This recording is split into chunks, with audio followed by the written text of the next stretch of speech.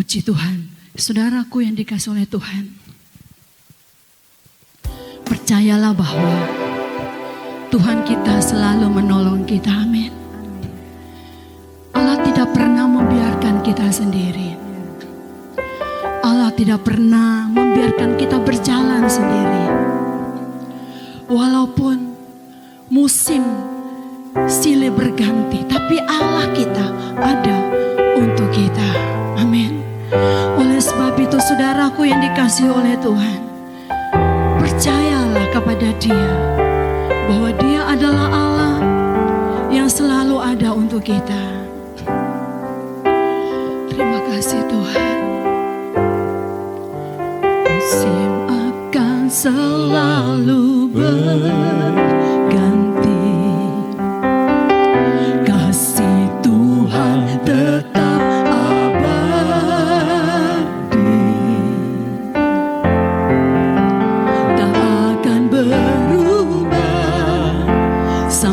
selamanya. Ku tetap percaya. Haleluya.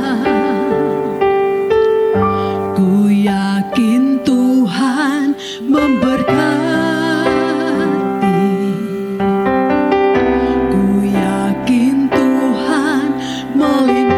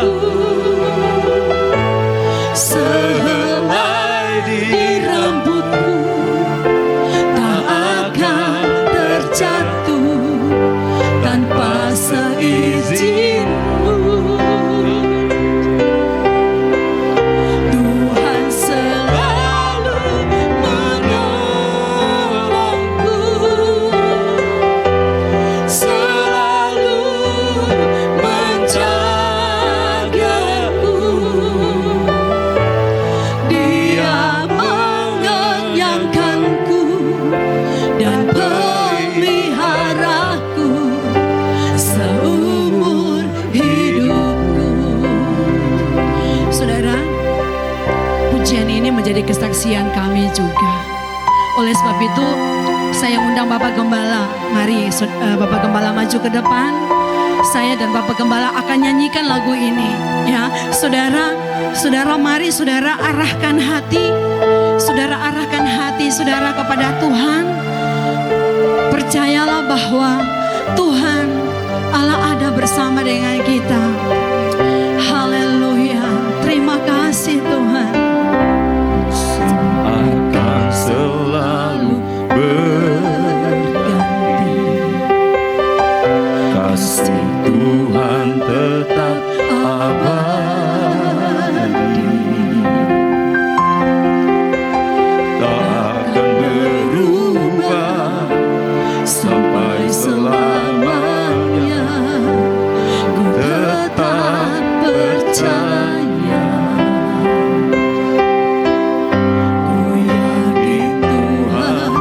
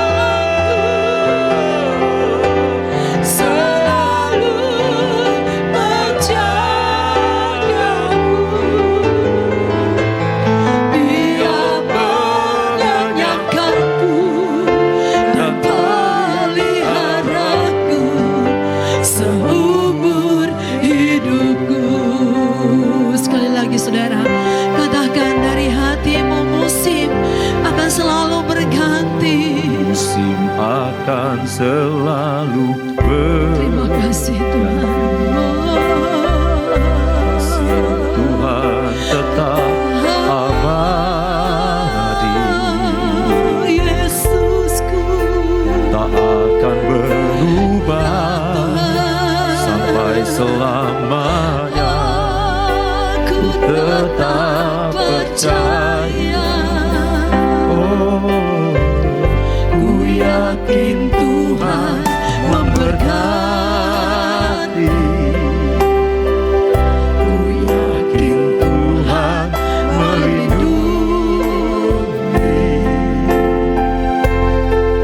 Burung di udara Tuhan pelihara karena kasih-Nya.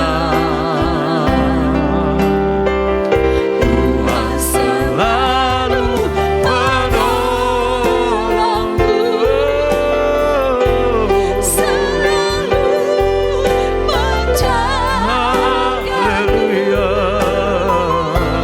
Sehelai di rambutku tak akan terjatuh tanpa seizinku. Tuhan selalu menolongku,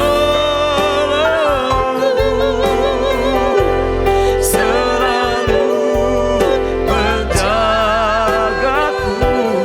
Amin.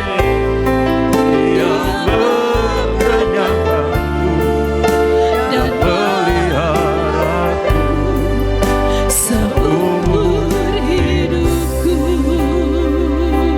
Bapak Ibu Saudara yang kasih dalam Tuhan, percayalah kalau kita ada sampai hari ini, kalau kita bisa bekerja, Terima kita kasih bisa menikmati semua yang Tuhan berikan, anugerah-Mu, semua karena Yesusku. anugerah Tuhan.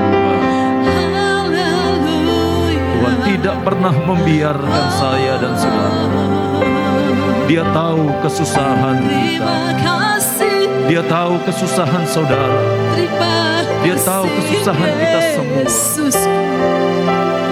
Haleluya.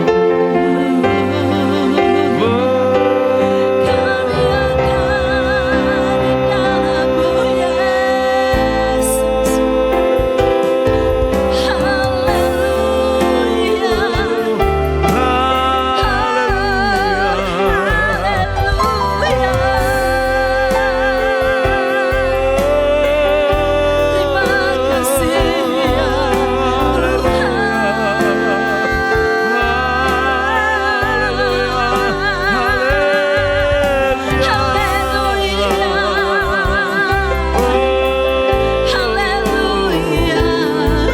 Terima kasih Tuhan. Terima kasih ya Tuhan. Engkau Allah ada bagi kami Tuhan. Terima kasih Tuhan. Yesusku. Terima kasih buat keajaiban-Mu. Haleluya. Terima kasih buat kasih setia-Mu. Yes, Lord. Saat ini kami akan mendengarkan kebenaran firman-Mu. Urapi hamba-Mu, urapi kami semua. Biarlah roh-Mu menguasai hamba. Dalam nama Tuhan Yesus Kristus, haleluya. Amin. Mari kita membaca firman Tuhan yang saya ambil dalam Mazmur pasal 126 ayat yang pertama sampai ayat yang ke-6. Mazmur pasal 126 ayat yang pertama sampai ayat yang ke-6. Sama-sama saya mengundang kembali kita bangkit berdiri untuk membaca firman Tuhan ini. Kita baca bersama-sama. Pembaharuan di tengah-tengah penderitaan. Nyanyian ziarah 2-3. Ketika Tuhan memulihkan keadaan Sion, keadaan kita seperti orang-orang yang bermimpi. Pada waktu itu mulut kita penuh dengan tawa dan lidah kita dengan sorak-sorai. Pada waktu itu berkatalah orang di antara bangsa-bangsa, Tuhan telah melakukan perkara besar kepada orang-orang ini. Tuhan telah melakukan perkara besar kepada kita, maka kita bersuka cita. Pulihkanlah keadaan kami ya Tuhan, seperti memulihkan batang air kering di tanah Negeb. Orang-orang yang menabur dengan mencucurkan air mata akan menuai dengan bersorak-sorai. Orang yang berjalan maju dengan menangis sambil menabur benih, pasti pulang dengan sorak-sorai sambil membawa berkas-berkasnya. Amin. Puji Tuhan, silakan duduk. Saudara, tema firman Tuhan hari ini saya beri tema dipulihkan untuk menerima janji Tuhan. Dipulihkan untuk menerima janji Tuhan. Nah, hari ini saudara, firman Tuhan berkaitan dengan Mazmur pasal 126.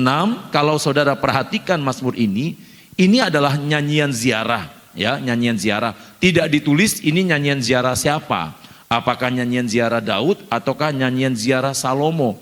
Tetapi beberapa penafsir saudara mengatakan bahwa ini adalah nyanyian ziarah Daud karena berkaitan dengan pasal 125 dan pasal 124, ya, pasal-pasal yang ada di atasnya.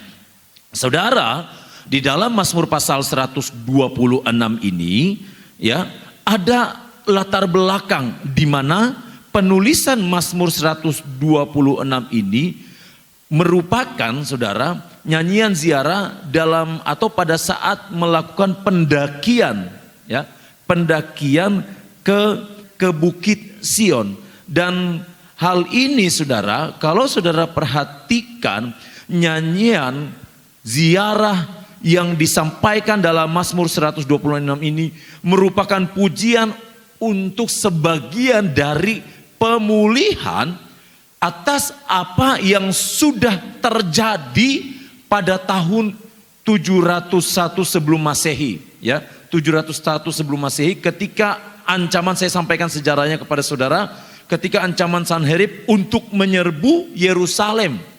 Dan pada saat menyerbu Yerusalem itu digagalkan sebagai penggenapan nubuatan bagi bangsa-bangsa di sekitar Yehuda. Ya, di sekitar Yehuda. Saudara bisa lihat itu di dalam 2 Tawarik pasal 32 ayat 22 sampai ayat 23.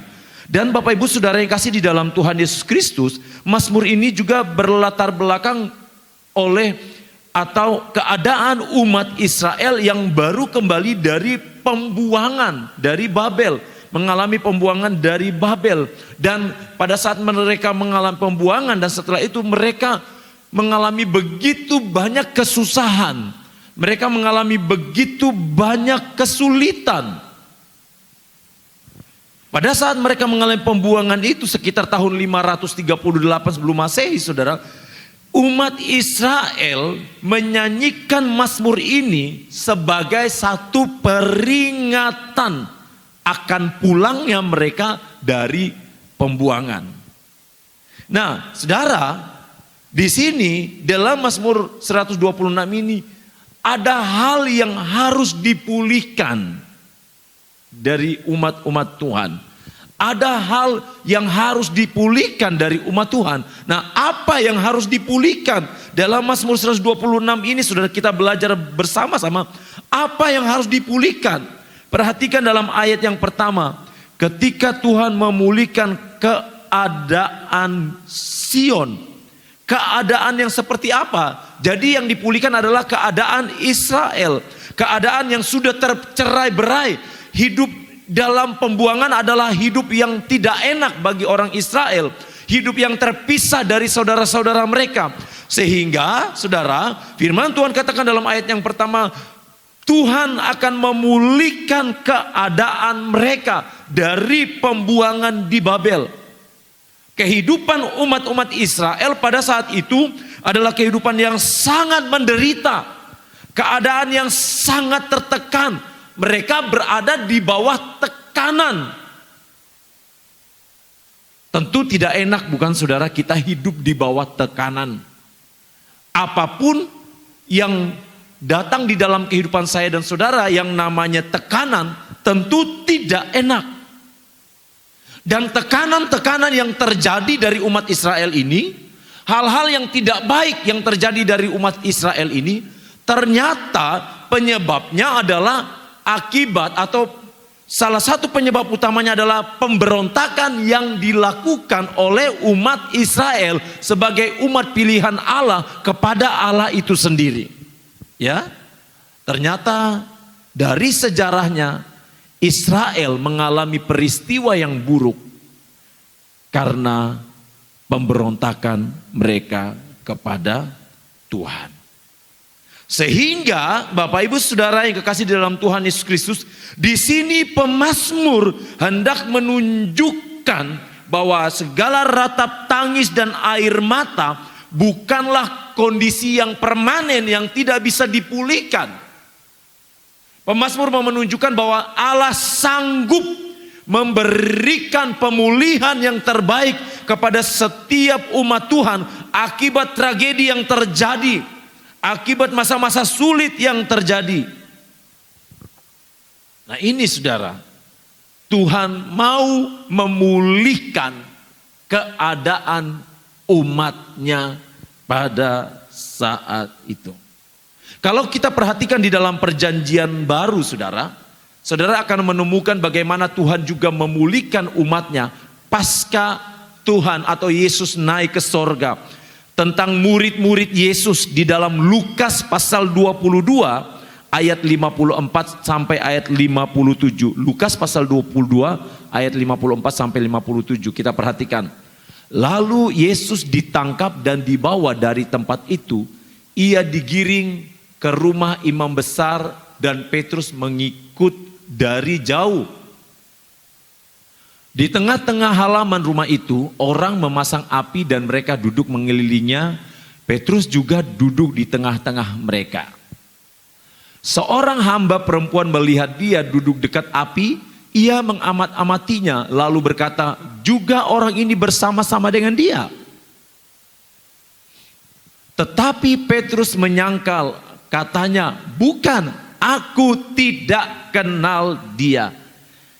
Saudara yang dikasihi Tuhan, pada saat murid Yesus belum mengalami pemulihan, satu contoh adalah Petrus. Ketika diperhadapkan dengan situasi yang sangat sulit, di mana taruhannya adalah nyawa, pada saat itu Petrus tidak berani mengambil keputusan yang besar untuk bersama-sama dengan Yesus. Yang ada adalah Petrus menyangkali Yesus. Firman Tuhan katakan sampai 3 kali. Petrus menyangkali Yesus. Ia berkata bahwa aku tidak mengenal dia. Ini sebelum Petrus dipulihkan. Petrus mengalami kejatuhan yang luar biasa. Akibat yang dia lakukan. Dan pada saat murid Yesus yang bernama Petrus ini dan juga yang lainnya dipulihkan, saudara bisa melihat itu di dalam Kisah Para Rasul pasal yang kedua. Pada saat Yesus naik ke sorga dan Roh Kudus dicurahkan, murid-murid Yesus begitu berani memberitakan tentang siapa Yesus yang sebenarnya. Jelas saudara ya, terjadi perbedaan sebelum mengalami pemulihan dan setelah dipulihkan. Mengapa umat-umat Tuhan harus dipulihkan? Mengapa saya dan saudara harus dipulihkan? Mengapa kita harus dipulihkan? Bapak Ibu Saudara yang kasih dalam Tuhan Yesus Kristus, kalau kita mengiring Tuhan, kalau kita pernah menyangkal Tuhan, mungkin kita tidak berkata aku tidak percaya Yesus sebagai Tuhan dan Juru Selamat. Mungkin kita tidak berkata seperti itu saudara, tetapi mungkin di dalam kehidupan kita sehari-hari, dimanapun juga kita berada, mungkin ada sikap-sikap kita, perilaku kita yang sebenarnya secara sadar atau tidak sadar kita sudah menyangkal Tuhan. Maka kita harus minta ampun kepada Tuhan. Kita harus meminta agar Tuhan memulihkan kita. Nah, mengapa kita harus dipulihkan saudara? Di dalam Galatia 5 ayat yang ke-22 sampai ayat yang ke-23. Galatia 5 ayat 22 sampai ayat yang ke-23 berbicara tentang buah roh, di mana di dalam adalah kasih, sukacita, damai, sejahtera, kesabaran, kemurahan, kebaikan, kesetiaan, kelemah lembutan, penguasaan diri. Tidak ada hukum yang menentang hal itu. Bapak Ibu Saudara yang kasih di dalam Tuhan Yesus Kristus, umat-umat Tuhan harus dipulihkan. Mengapa saudara? Supaya buah roh yang tercatat di dalam Galatia 5 ayat 22 sampai ayat 23 ini dapat berbuah di dalam kehidupan saya dan saudara sebagai orang yang percaya kepada Yesus sebagai Tuhan dan Juru Selamat. Kalau tidak saudara, kita tidak akan pernah menghasilkan buah. Atau kalau kita menghasilkan buah, mungkin buah yang kita hasilkan adalah buah yang masam, buah yang kecut, buah yang berulat. Nah, saudara, kalau saudara pergi ke pasar buah, ya, atau kalau saudara membeli buah di toko-toko buah yang menjual buah-buahan, saudara pasti akan memilih buah yang terbaik, bukan? Saudara akan seleksi, ya, atau saudara yang bergerak di bidang apa saja yang berhubungan dengan memilih barang, mensortir apapun itu juga, saudara pasti akan memilih yang terbaik. Jangan sampai pilihan-pilihan saudara itu justru merugikan saudara.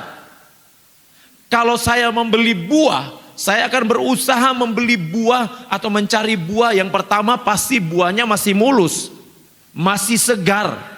Yang kedua, rasanya tentu harus yang manis.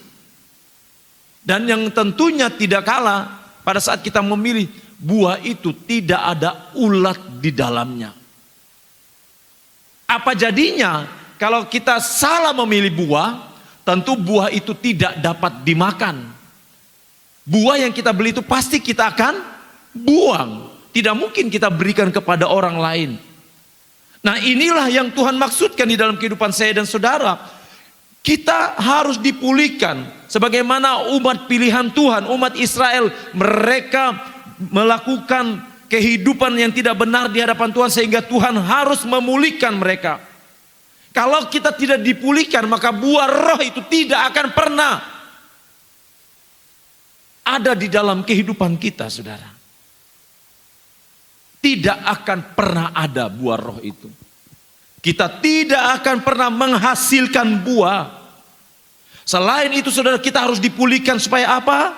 Supaya kita dapat menikmati berkat Tuhan dengan benar. Saudara perlu mencatat ini.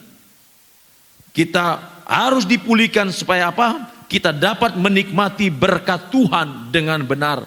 Orang-orang Israel tidak akan pernah bisa menikmati janji-janji Tuhan, tidak akan pernah bisa menikmati tanah perjanjian dengan benar kalau mereka tidak dipulihkan oleh Tuhan. Berbicara, saya sudah ulang-ulang katakan kepada saudara, berbicara tentang berkat Tuhan tidak melulu soal harta kekayaan.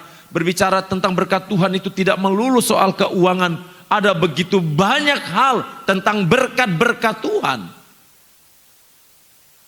Saudara mengalami jaminan Tuhan sampai hari ini. Itu adalah berkat Tuhan yang luar biasa. Saudara masih bisa bernafas. Itu adalah berkat Tuhan yang luar biasa. Saudara masih bisa beraktivitas sampai hari ini. Itu adalah berkat Tuhan yang luar biasa. Lukas pasal 8 ayat 43 sampai 48 di situ bercerita tentang wanita yang menderita sakit pendarahan kurang lebih 12 tahun dalam Lukas 8 ayat 43 sampai 48. Bapak Ibu Saudara, perempuan yang mengalami sakit pendarahan kurang lebih 12 tahun ini, sebelum dia disembuhkan, ya, sebelum dia dipulihkan oleh Yesus, apa yang terjadi? Kurang lebih 12 tahun di dalam tubuhnya, mohon maaf, terus menerus keluar cairan yang justru membuat tubuhnya semakin kurus. Tetapi ketika dia mengalami pemulihan dari Tuhan, tubuhnya berubah menjadi sehat. Demikian juga dengan seorang yang timpang di kolam Bethesda kurang lebih 38 tahun. Ia menderita, ia lumpuh, tapi ketika dia bertemu dengan Yesus, ia dipulihkan. Bapak Ibu Saudara yang kasih dalam Tuhan Yesus Kristus, hanya perjumpaan dengan Yesus secara pribadi yang akan memulihkan saya dan saudara. Kalau hanya saudara dengar dari apa kata orang, saudara akan menjadi orang-orang yang paling rugi. Tapi kalau saudara mengalami sendiri di dalam Tuhan, perjumpaan pribadi dengan Tuhan, maka saya percaya saudara akan mengalami pemulihan total di dalam Tuhan. Mungkin engkau tidak sakit secara tubuh jasmani, tapi kalau di dalam hati kita ada kepahitan, sakit hati terus-menerus yang dipelihara, saudara, itu akan menggerogoti kehidupan kita, dan itu akan menghalangi kita untuk menikmati berkat Tuhan dengan benar.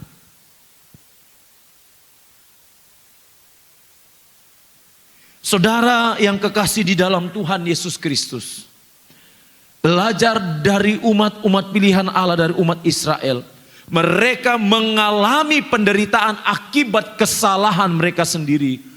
Untungnya, puji Tuhannya, Tuhan yang disembah adalah Tuhan yang peduli dengan umatnya. Tuhan iba, ada rasa iba dari Tuhan. Kasihan umatku menderita, padahal penderitaan yang dialami adalah akibat dosa mereka sendiri. Tapi itulah Tuhan, walaupun sudah dilukai, disakiti, dan ia menjalankan pendisiplinannya, Tuhan tetap ingat untuk memulihkan umat-umatnya. Bapak Ibu Saudara yang kasih dalam Tuhan Yesus Kristus, demikian juga dengan saya dan saudara. Mungkin kita sudah menyakiti hati Tuhan. Mungkin kita sudah membuat Tuhan luka dengan sikap-sikap kita, dengan perbuatan kita. Tetapi Tuhan tidak berhenti mengingatkan saya dan saudara, ayo anakku, kembalilah kepadaku. Ingat saudara cerita anak yang terhilang, di mana pada saat itu dia pergi meninggalkan bapaknya dan keluarganya. Dia berfoya-foya dengan harta warisan yang diberikan oleh orang tuanya. Sampai kepada satu titik, firman Tuhan katakan dia sudah tidak lagi memiliki apa-apa. Pada akhirnya dia datang kembali kepada bapaknya. Apa yang terjadi? Apakah bapaknya menolak? Ternyata tidak. Firman Allah mencatat, bapaknya menunggu setiap hari, menantikan kembali anaknya. Saudara, Tuhan selalu rindu dengan saya dan saudara. Tuhan selalu rindu ada keintiman di dalam kehidupan saya dan saudara. Untuk itu Bapak Ibu Saudara yang kasih dalam Tuhan Yesus Kristus, mari kita meresponi suara Tuhan yang datang dalam kehidupan saya dan saudara secara pribadi. Tuhan paling mengerti siapa saudara. Tuhan paling mengerti kondisi saudara. Tuhan paling mengerti keadaan saudara. Mungkin engkau terluka, mungkin engkau sakit, mungkin engkau mengalami kekecewaan demi kekecewaan. Mungkin ada begitu banyak hal yang engkau harapkan, ternyata tidak sesuai dengan harapan. Percayalah dan ingatlah bahwa Tuhan menantikan untuk memulihkan kita. Bagaimana Tuhan memulihkan? Bagaimana Tuhan memulihkan saya dan saudara? Bagaimana Tuhan memulihkan umat Israel? Mari kita perhatikan dalam ayat yang keempat. Firman Allah katakan, pulihkanlah keadaan kami ya Tuhan, seperti memulihkan batang air kering di tanah Negeb. Mereka, saudara, Tuhan memulihkan di mana mereka dibawa kembali untuk pulang. Umat-umat Israel dibawa kembali untuk pulang. Tetapi apa yang terjadi? Tetap ada proses baru. Apa itu proses baru? Rumah mereka yang hancur, keadaan kota mereka hancur.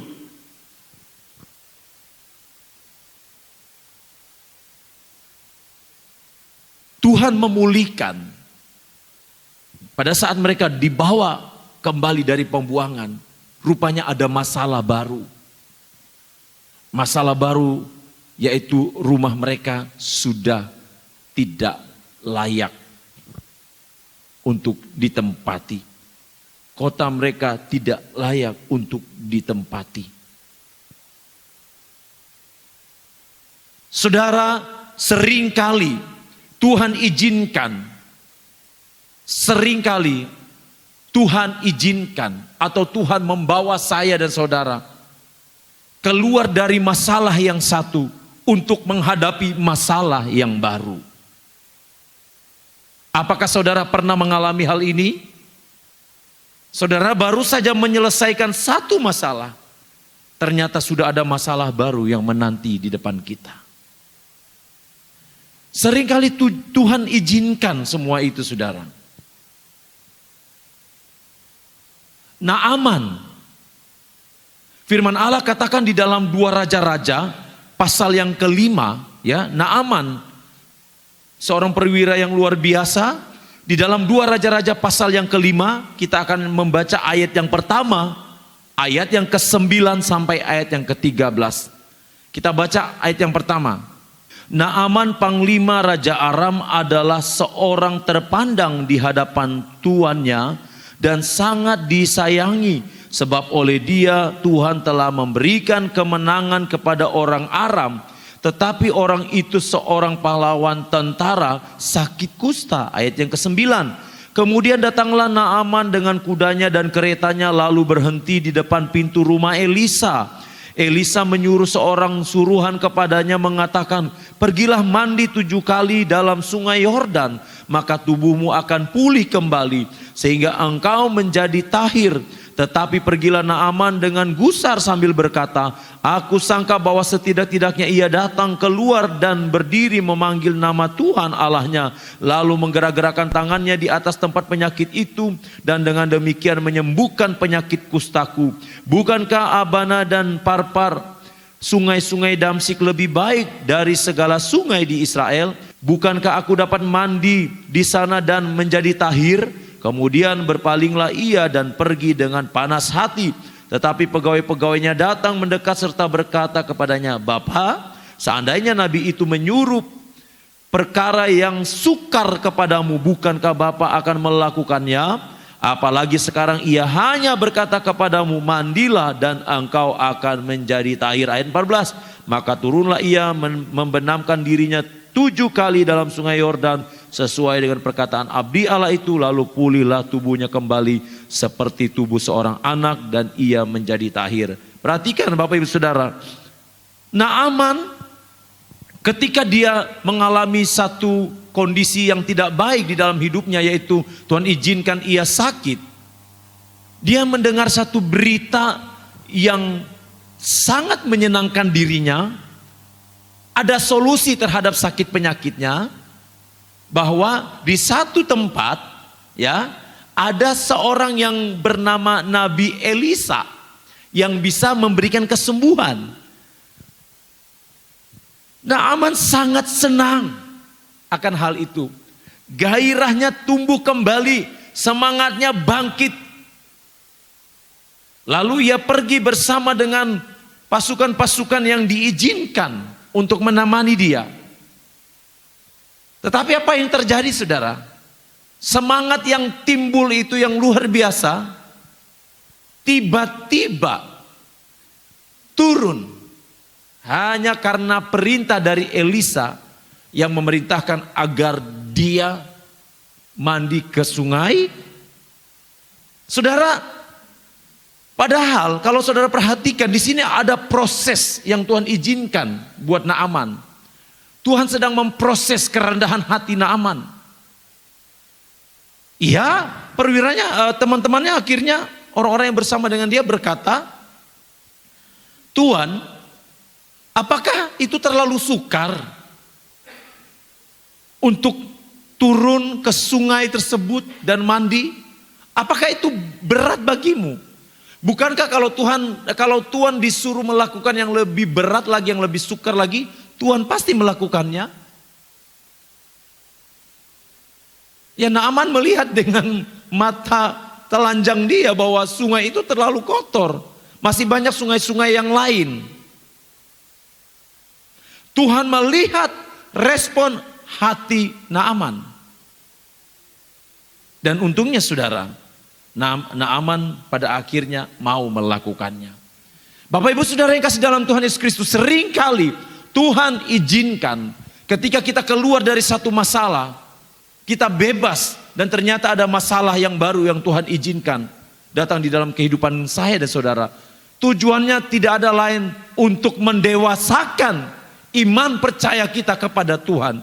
Tuhan ingin melihat apakah kita benar-benar mengiring Dia dengan sungguh-sungguh. Apakah kita benar-benar mau menerima segala sesuatu yang Tuhan izinkan. Tuhan hanya ingin kita benar-benar mengalami pemulihan yang total. Umat-umat Israel ketika mereka pulang, walaupun dengan firman Tuhan katakan di dalam bacaan kita dalam Mazmur 126 tadi bahwa ketika Tuhan memulihkan keadaan Sion, jadi keadaan mereka seperti orang yang bermimpi, ya, mungkin bermimpi seperti orang yang bermimpi, ternyata ini bukan mimpi, ternyata benar mereka akan pulang kembali berkumpul bersama-sama. Tapi apa yang terjadi? Setelah diizinkan kembali, ternyata tempatnya tidak sesuai harapan.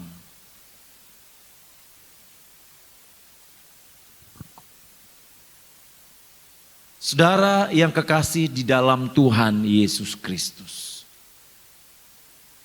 di saat Tuhan membawa saya dan saudara untuk mengalami situasi demi situasi, keadaan demi keadaan yang tidak baik di dalam kehidupan kita, yang Tuhan mau, yang Tuhan inginkan, respon hati kita tetap benar di hadapan Tuhan.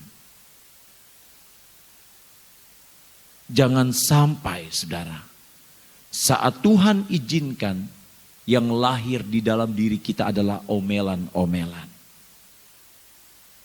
Kita terus-menerus mengeluh seolah-olah Tuhan tidak memberikan pertolongannya. Untuk itu Bapak Ibu Saudara yang kasih di dalam Tuhan Yesus Kristus, yang harus kita lakukan agar pemulihan itu tetap atau benar-benar terjadi di dalam kehidupan kita. Seperti ayat yang kelima, kita kembali baca di dalam Mazmur, ya, Mazmur 126 ayat yang kelima, kita baca kembali. Orang-orang yang menabur dengan mencucurkan air mata akan menuai dengan sorak-sorai. Untuk itu Bapak Ibu Saudara yang kasih dalam Tuhan Yesus Kristus, tetap menabur dalam segala keadaan. Dalam keadaan apapun, ayo tetap menabur yang terbaik di hadapan Tuhan. Tetap menjadi penyembah di hadapan Tuhan. Tetap melakukan yang terbaik. Mungkin orang sudah menyakiti saudara, tetap tabur yang terbaik. Sebab pada akhirnya segala taburan-taburan yang saudara lakukan, saudara sendiri yang akan menikmati hasil taburan itu. Kita sendiri yang akan menikmati hasil taburan yang kita lakukan hari ini. Yusuf saat dia di penjara, ketika dia difitnah oleh istri Potifar, dan pada saat dia di penjara dia tidak berhenti untuk menabur hal-hal yang baik. Yusuf tetap menjadi berkat buat orang-orang yang ada di dalam penjara. Bahkan ketika Tuhan mengangkat Yusuf sebagai orang nomor 2 setelah Fir'aun di tanah Mesir, Yusuf tidak sedikit pun ingat akan masa lalu yang pahit dan balas dendam kepada saudara-saudaranya maupun istri Potifar yang sudah memfitnah dia. Yang ada, yang terjadi, Yusuf membiarkan hatinya benar-benar pulih di hadapan Tuhan. Saudara, tidak mudah kan? Proses pemulihan itu tidak mudah. Saudara-saudaranya datang kembali. Tapi Yusuf bisa berdiri tegak, menerima proses Tuhan. Yusuf tahu, Yusuf sadar bahwa Tuhan mau menjadikan dia seorang pemimpin yang tangguh, seorang pemimpin yang berkualitas di hadapan Tuhan. Yang berikutnya, apa yang harus kita lakukan untuk dapat pulih? Selain tetap menabur dalam keadaan apapun, dalam segala keadaan. Ayat yang ke-6, firman Tuhan mengajarkan kita dalam Mazmur 126 ayat yang ke-6. Tetap pandang ke depan. Orang yang berjalan maju dengan menangis sambil menabur benih, pasti pulang dengan sorak-sorai sambil membawa berkas-berkasnya. Tetap pandang ke depan, tidak menoleh ke belakang. Semua tantangan harus dihadapi. Filipi 3 ayat 13. Saudara-saudaraku, aku sendiri tidak menganggap bahwa aku telah menangkapnya. Tetapi ini yang aku lakukan, aku melupakan apa yang telah di belakangku dan mengarahkan diri kepada apa yang di hadapanku. Fokus kepada panggilan sorgawi, pandang ke depan. Tidak usah menoleh, mengingat-ingat yang lalu. Mungkin masa lalu itu menyakitkan. Mungkin ada sesuatu yang menyakitkan, hal-hal yang lampau yang menyakiti kehidupan saya dan saudara. Tetapi kalau kita benar-benar ingin dipulihkan oleh Tuhan, kita buang semua yang menghalangi kita untuk maju ke depan. Yang menghalangi kita untuk bangkit bersama dengan Tuhan. Buang saudara. Apapun juga yang merintangi kehidupan saudara, buang, lupakanlah. Aku melupakan apa yang ada di belakangku. Lagu lama saudara ya. Buang. Jangan disimpan. Jangan ditahan. Kalau saudara menahannya, kalau saudara menyimpannya, seperti firman Tuhan yang saya katakan tadi, sampai kapanpun saudara tidak akan pernah menikmati berkat Tuhan dengan benar. Saudara tidak akan pernah bisa menghasilkan buah dengan benar. Bapak Ibu Saudara yang kasih dalam Tuhan Yesus Kristus.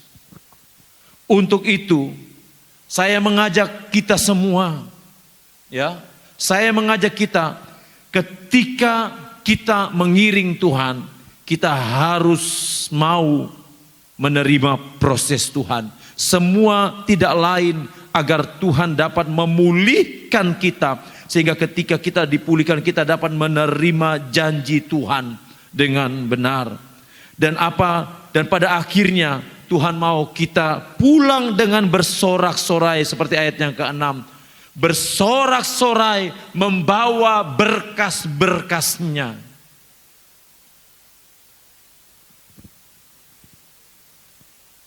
Saya percaya saudara ingin mengalami kehidupan yang baik. Amin saudara. Saya percaya saudara ingin mengalami keadaan yang baik setiap hari. Kalau saudara ingin mengalami keadaan-keadaan yang baik, lakukanlah juga yang terbaik untuk Tuhan. Mungkin Tuhan izinkan, sekali lagi seperti yang saya katakan, mungkin Tuhan izinkan saudara mengalami keadaan yang menyakitkan. Tetapi percayalah Tuhan tetap mengcover saudara. Tuhan tetap memprotek saudara. Itulah bedanya. Kalau kita ada di dalam Tuhan dengan tidak di dalam Tuhan. Kalau saudara tidak di dalam Tuhan, mungkin kita jatuh dan tergeletak. Tapi kalau kita di dalam Tuhan, saat kita jatuh, Tuhan angkat kita, bangkitkan kita kembali. Tuhan tidak membiarkan kita tergeletak.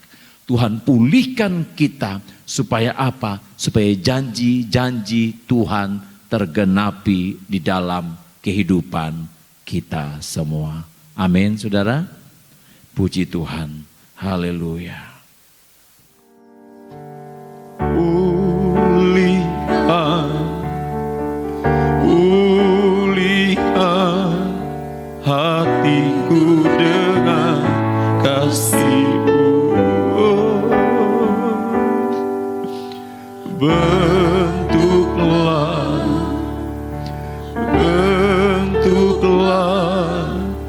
hatiku jadi seperti-Mu. Amin. Kekudusan-Mu memenuhiku, Tuhan ini rinduku.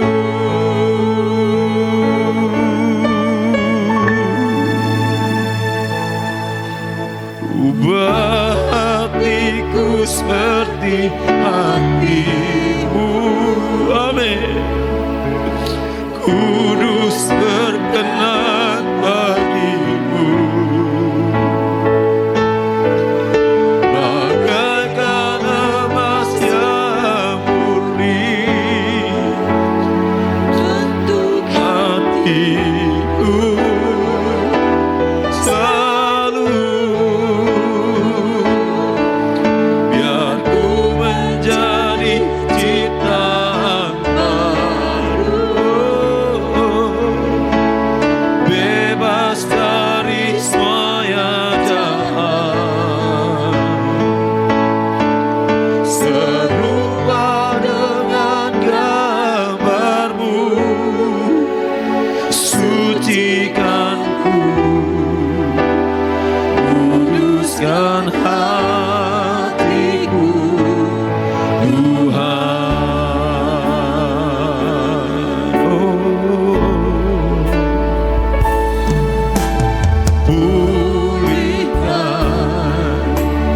Pulihkan hatiku dengan kasih-Mu. Bentuklah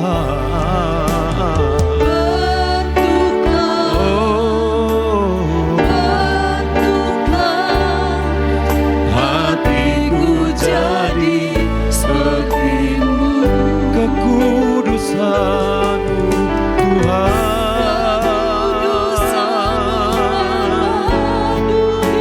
Tuhan ini rinduku.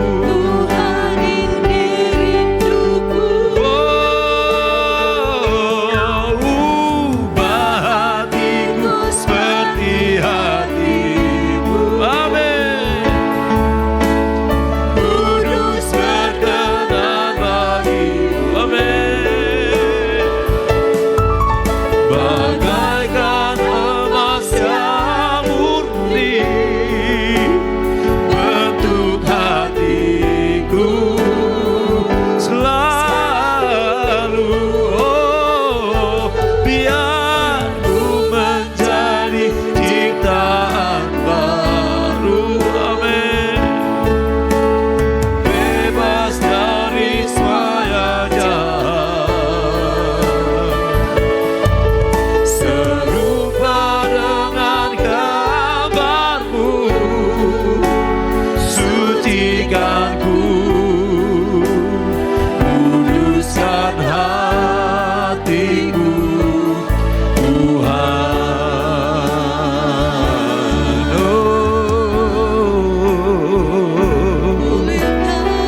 Pulihkan Tuhan, pulihkan hatiku,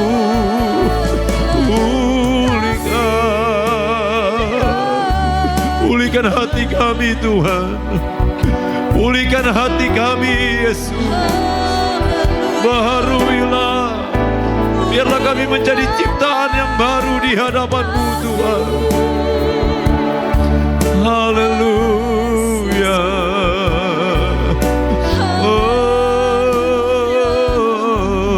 Haleluya. Mari angkat suaramu, mari angkat tanganmu di hadapan Tuhan. Mari engkau minta di hadapan Tuhan, biar Tuhan memulihkan kita, biar Tuhan memulihkan saya, memulihkan saudara. Kita tidak dapat membalas kebaikan Tuhan, hanya ini yang bisa kita lakukan, menaikkan penyembahan terbaik di hadapan Tuhan. Haleluya. Oh, ya Allah.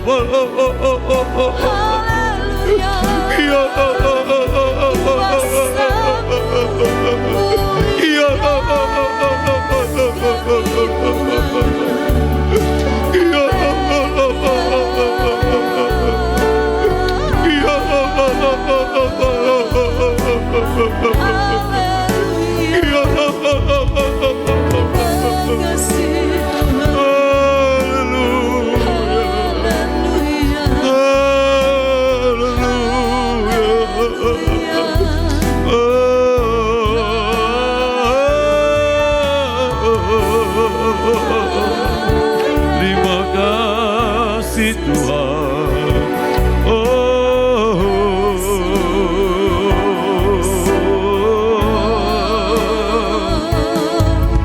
Ubah hatiku seperti hatimu. Haleluya.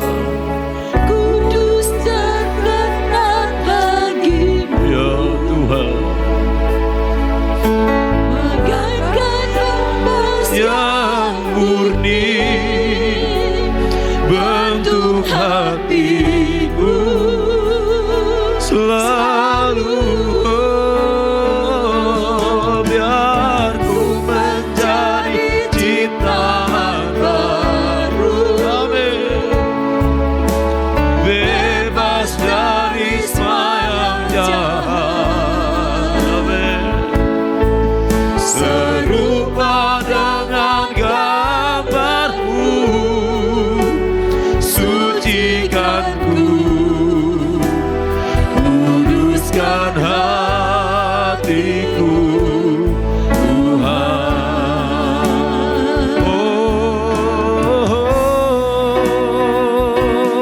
Ubah hatiku seperti hatimu, kudus berkenan bagimu. Bagaikan emas yang murni bentuk hatiku selalu, biar ku menjadi ciptaan baru. Amin.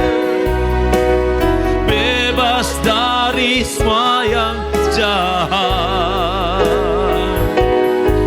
serupa dengan gambarmu, sucikanku, kuduskan hatiku, Tuhan.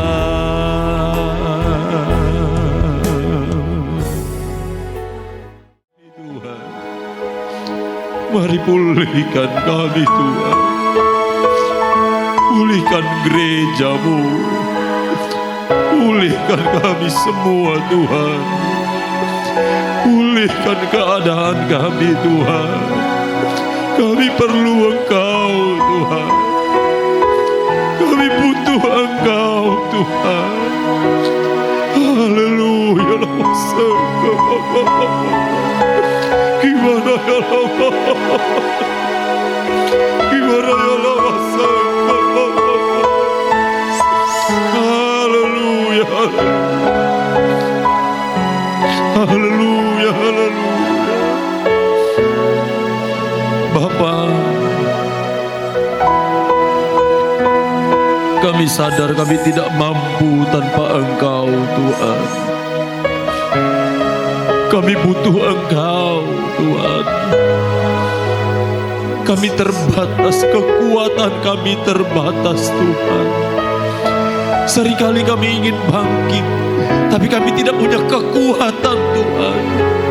Kami butuh Tuhan mampukan kami, agar kami menerima pemulihan sejati, agar kami menghasilkan buah di hadapan Tuhan. Kami butuh Engkau Tuhan. Kami perlu Engkau Tuhan. Bebaskan kami. Baharui kami Tuhan.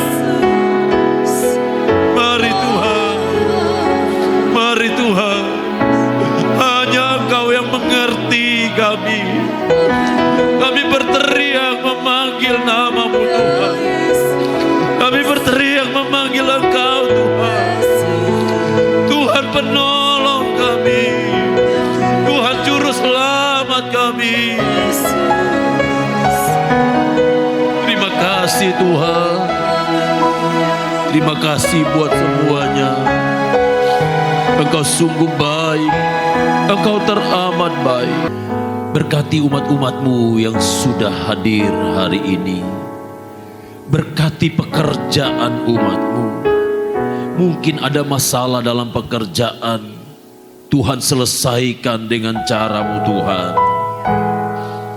Berkati rumah tangga anak-anak-Mu Tuhan. Apapun juga keadaan yang dihadapi, berkati rumah tangga umat-Mu. Balas berkati umat-Mu Tuhan. Yang sakit Engkau sembuhkan, yang lemah Engkau kuatkan, yang susah Engkau hiburkan. Sebentar umat-Mu akan kembali ke tempat masing-masing. Engkau tibakan dengan selamat. Bangsa kami, biarlah bangsa ini pulih lebih cepat, bangkit lebih kuat di dalam Tuhan. Engkau menguasai pemimpin kami sampai kepada seluruh rakyat Indonesia. Saudaraku, mari angkat tanganmu dan terimalah berkat Tuhan. Tuhan melindungi engkau. Tuhan menghadapkan wajahnya kepada engkau dan memberi engkau damai sejahtera. Biarlah sukacita Allah mengalir hari ini sampai selama-lamanya. Di dalam nama Bapa, Putra dan Roh Kudus, yaitu di dalam nama Tuhan Yesus Kristus. Sama-sama kita yang percaya katakan.